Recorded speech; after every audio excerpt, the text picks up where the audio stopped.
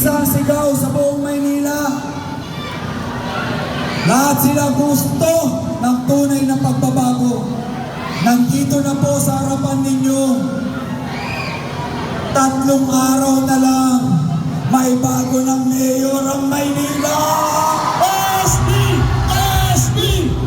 SB! SB!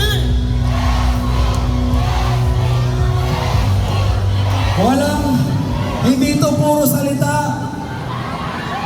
Makikita nyo yan sa bawat Facebook live ko, sa bawat eskinitang pinupunta ko, sa bawat barangay na nilalabakan ko.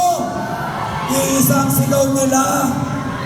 Lahat ng mga nanay, tatay, mga PWDs, napakadaming nagmamahal. Maraming salamat sa inyo.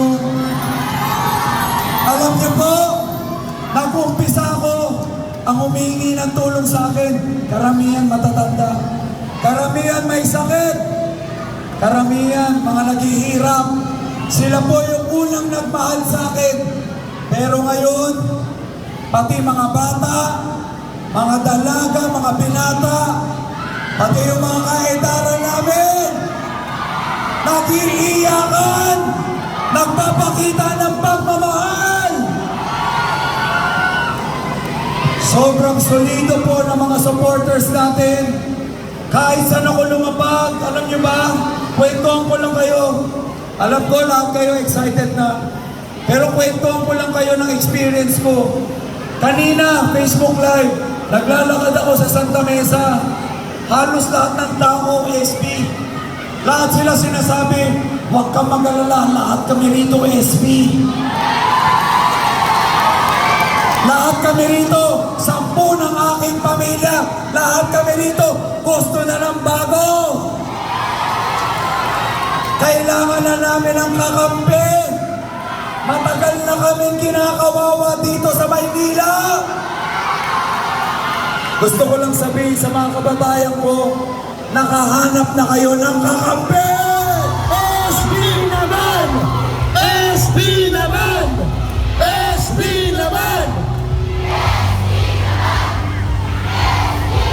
Ito ang tunay na boses ng Maynila.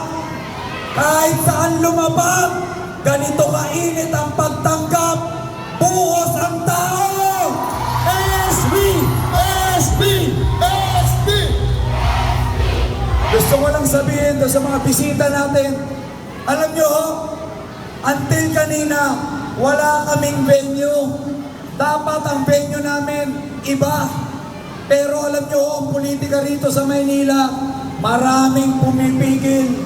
Hindi kami binibigyan ng mga permit.